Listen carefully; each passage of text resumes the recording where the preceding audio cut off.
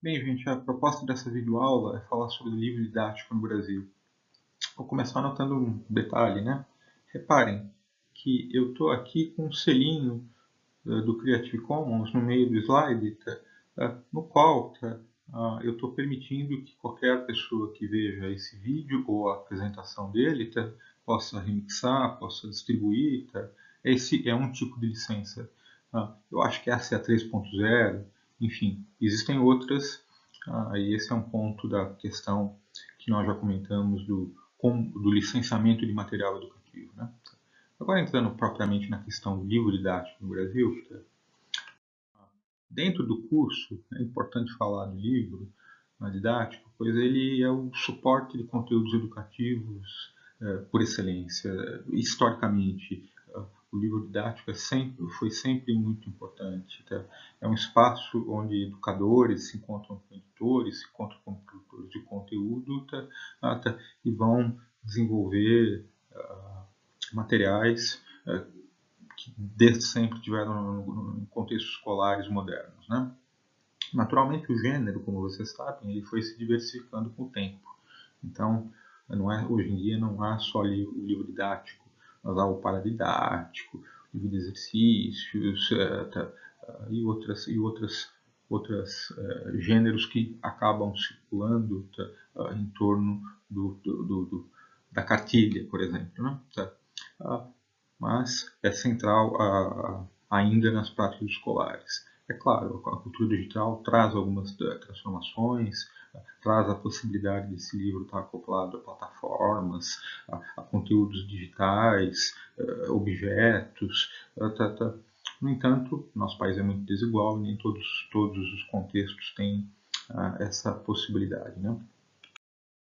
Bom, voltando a falar da centralidade da mídia impressa na educação brasileira, e talvez mais geralmente do texto, né? A tabela à esquerda mostra o tipo de conteúdo que geralmente é produzido por empresas de EAD. Daí vocês podem reparar que a questão do texto está aqui no topo, é bastante importante. Né? Então, apesar da disseminação de tecnologias, a educação está muito ligada ao texto e ao impresso em particular. Né? Bom, há um autor que vai sugerir certas questões que têm a ver com a permanência e persistência do formato impresso. Em primeiro lugar, a tradição, ele sempre foi aceito, os professores estão acostumados, o alunado também. Né? Também ele é um material de fácil manuseio, pode ser usado em diferentes modalidades de educação, e tanto o aluno quanto o professor podem levar para casa e consultar fora de aula. Né? Não requerendo ainda nenhum tipo de equipamento, não precisa ligar o livro, e isso, portanto, vai favorecer essa disseminação e persistência do livro didático na educação brasileira. Bom, agora eu queria comentar com vocês alguns aspectos da relação entre livro didático e indústria editorial no Brasil. A indústria editorial no Brasil depende muito do livro didático. O livro didático é, por assim dizer, o setor dinâmico, o setor que, se uma editora quer se colocar como um empreendimento economicamente forte, provavelmente vai ter que produzir didático também. O didático representa cerca da metade de todo o giro de faturamento do setor. Isso foi em 2011, mas eu não acredito que tenha alterado muito ainda para hoje.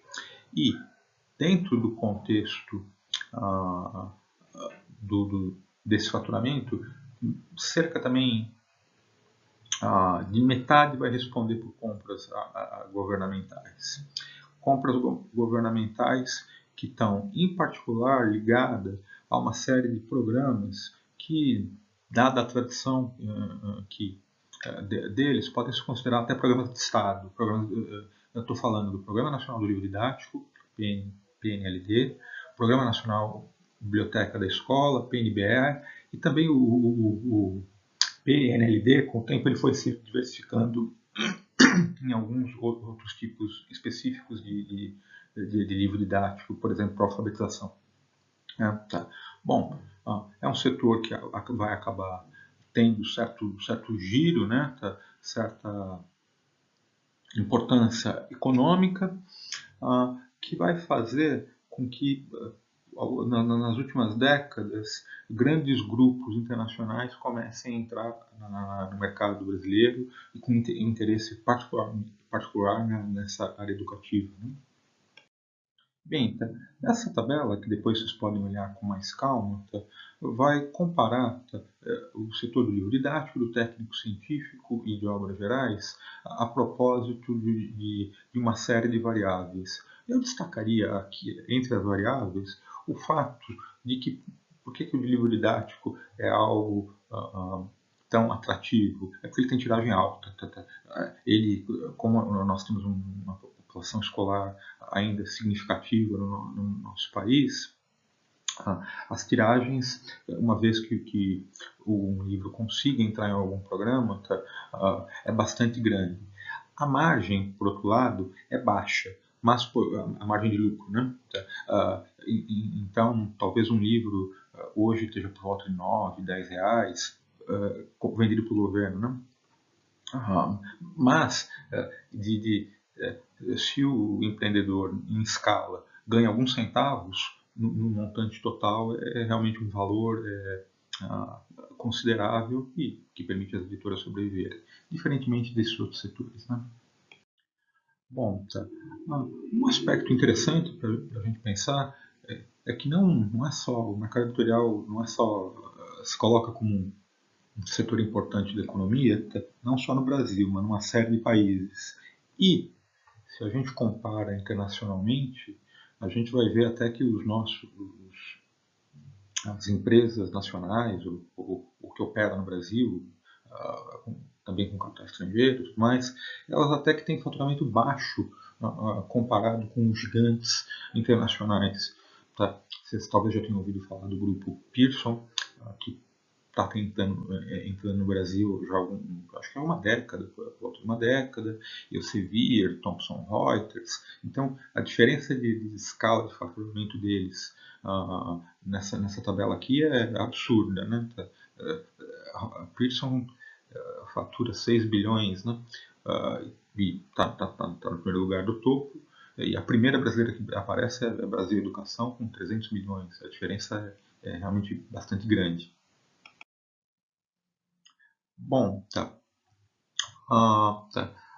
Falando um pequeno detalhe sobre aquela primeira tabela, o setor do livro didático brasileiro, ele acaba tendo também uma característica geral importante, é que o nosso mercado, o mercado brasileiro é grande, nós temos uma população em idade escolar grande, mas ao mesmo tempo a língua portuguesa ela protege esse mercado, já que ela não é falada por potências do mundo anglo-saxão, né, ao mesmo tempo que protege, faz com que o nosso setor seja menos internacionalizado do que eventualmente poderia ser. Bom, agora sobre a edição do livro didático no Brasil. A demanda é determinada pelos professores, o que eles julgam, avaliam e vão adotar, né? A competição nas últimas décadas tem se dado tanto em relação aos produtos em si, quanto a serviços associados. Então, os grupos muitas vezes oferecem a formação para o professor utilizar determinado livro, conteúdos adicionais em portais na internet, coisas desse tipo, né? Quanto demora para fazer um livro didático? O desenvolvimento de uma obra, segundo vários editores, é por volta de 2 anos. Então, claro, é um setor que vai exigir capital, né? E pessoal especializado. Alguns livros têm nome de autor, tal, mas na verdade é como se fosse um filme. Fazendo livro didático tem um elenco de pessoas, de uma equipe grande para conceber revisar, trabalhar, questão de imagens, enfim, uma série de questões, né? É um mercado disputado, aqui no Brasil, apesar dele ser uma disputa entre grandes oligopólios, né? Bom, agora vamos falar desse programa que é tão importante aqui no Brasil. Tá? Como eu já disse, ele é o pioneiro, tá? Mas depois, com o tempo, foram orbitando outros programas similares. Programa Nacional do Livro Didático do Ensino Médico, EJA, Campo, etc. Ele é criado em 85, portanto, ainda na época da, da ou do início da nossa democratização ou fim da ditadura, né? Ele é criado num contexto do MEC. Ele foi antecedido por políticas públicas de livro didático do INL. No entanto, conforme o PNLD se desenvolve, ele adquire uma escala em uma importância muito maior.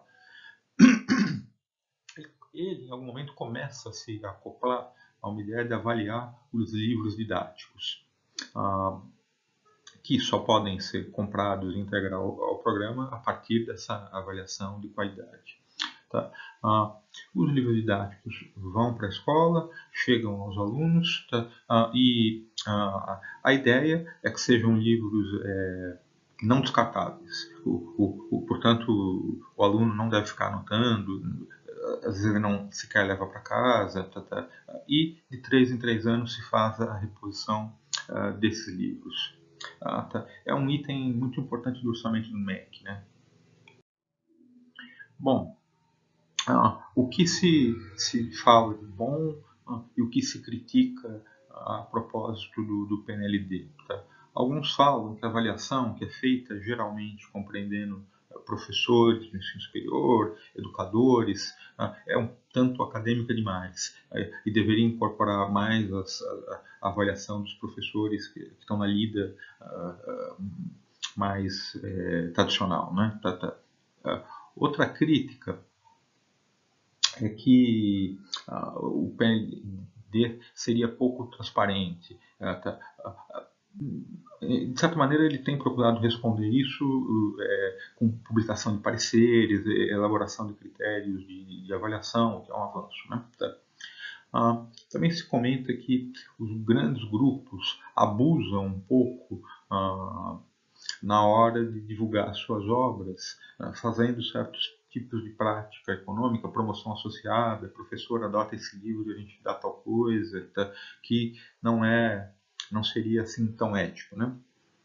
Também se diz que faltam avaliações do programa a posteriori. O que acontece com esse uso do livro didático, o livro didático do contexto do PNLD. Né? Bom, aqui é um dado de 2014 sobre como é que andava a relação entre livros e conteúdos digitais em valores, para observar a vocês que o livro ainda tem em valor, em tamanho, né, peso. No entanto, os conteúdos digitais têm crescido. Então, aqui, o Grupo Scipione faturou com os títulos 6%, mas com 6% não, milhões, né? Mas com objetos digitais 5%. Então, eles vão...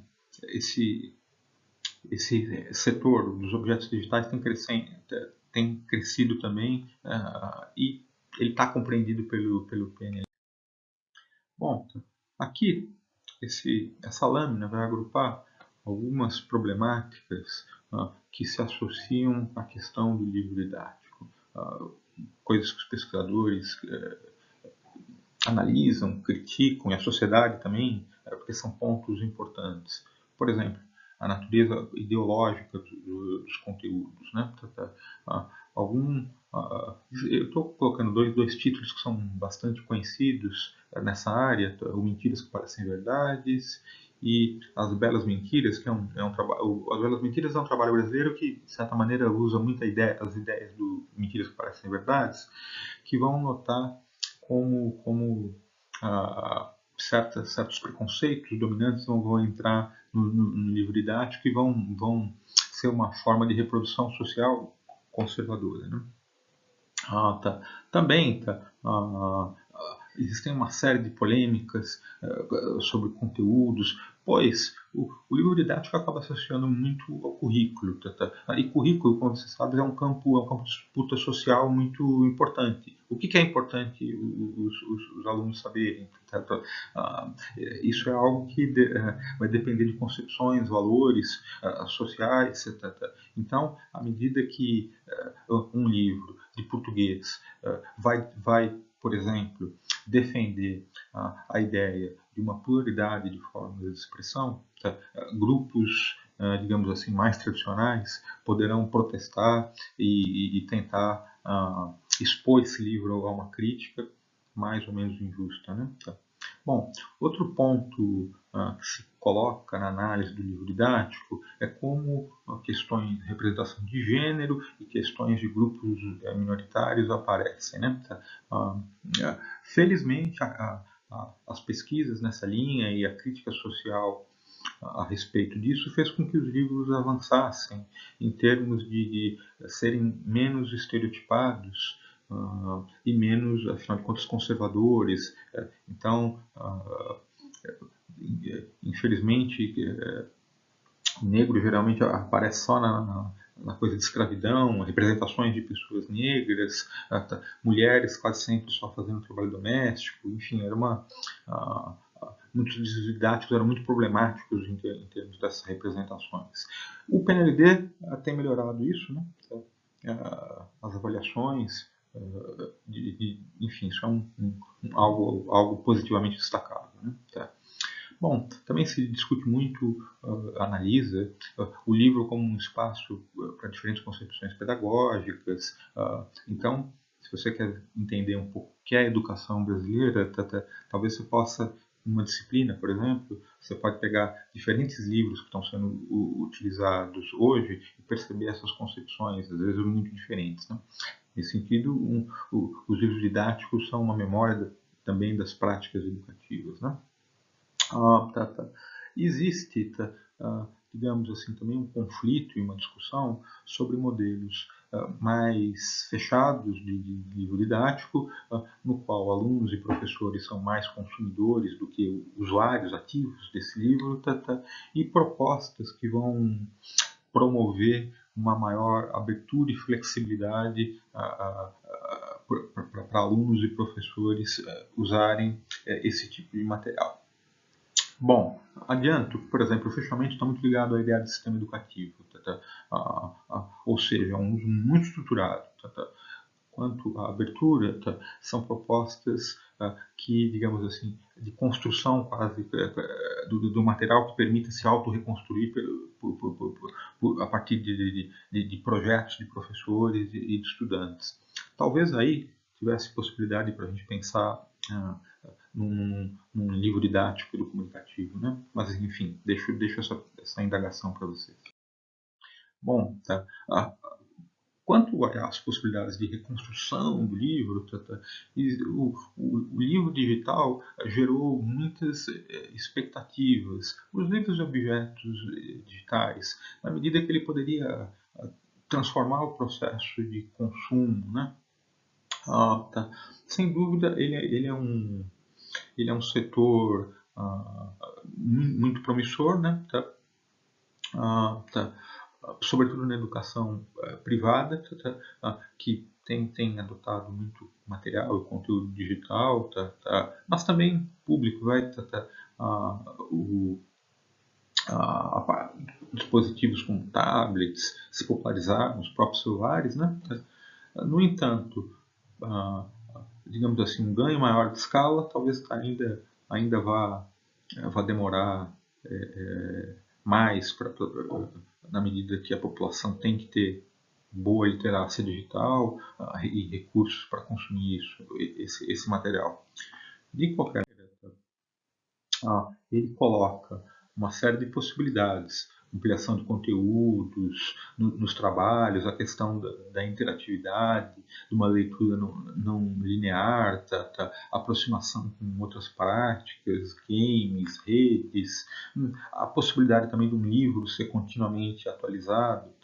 Nessa palestra TED que eu coloquei aí, como caso vocês queiram ver, é uma experiência muito interessante. É um livro que é continuamente atualizado com dados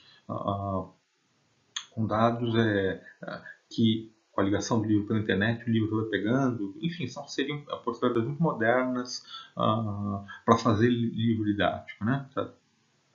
Bom, alguns até também comentam que talvez a rota produtiva se inverta.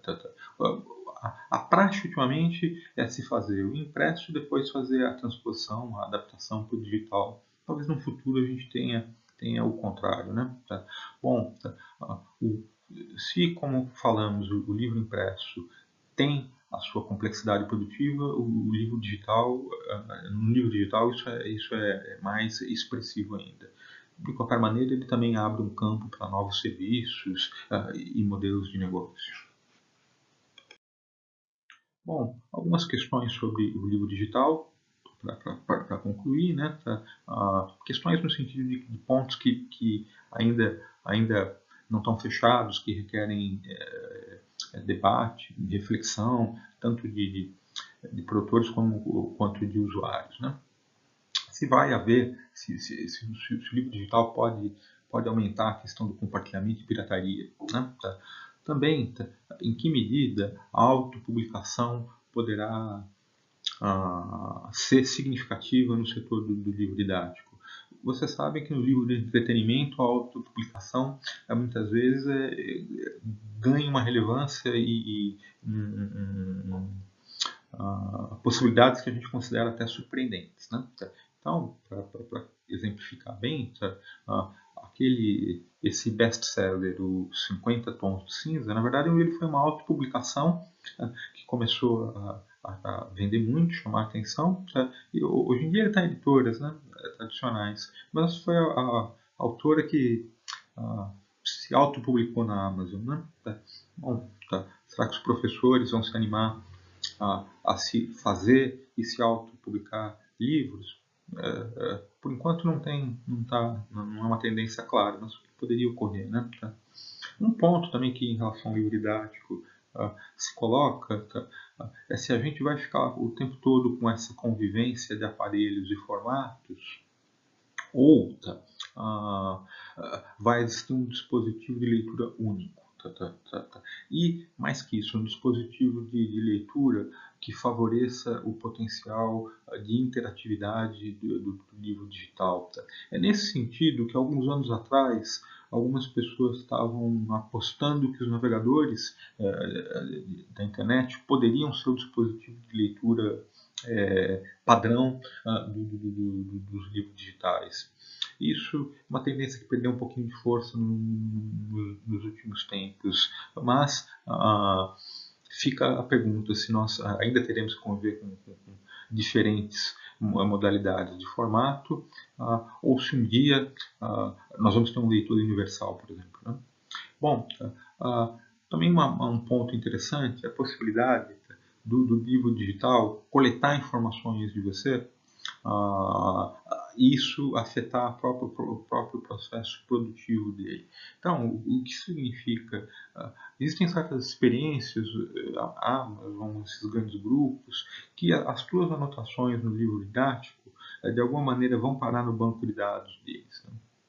Bom, com isso, com análise de grandes dados, você pode ver em relação a um livro o que as pessoas estão julgando importante, e daí isso daí pode ser um feedback para a indústria, para a indústria refazer o trabalho, enfim, um tipo de pesquisa em tempo real da leitura que naturalmente não é possível com o livro tradicional. Mas isso daí coloca uma questão da privacidade, que é um debate bastante contemporâneo e que não está resolvido, né? Em que medida eu permito que o outro fique vendo o que eu estou anotando num livro? Bom, é uma questão que o livro digital nos coloca.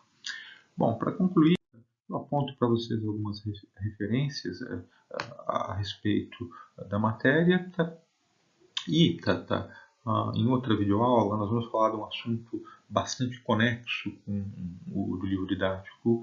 Aqui é a questão dos sistemas de ensino estruturados. Então, até mais.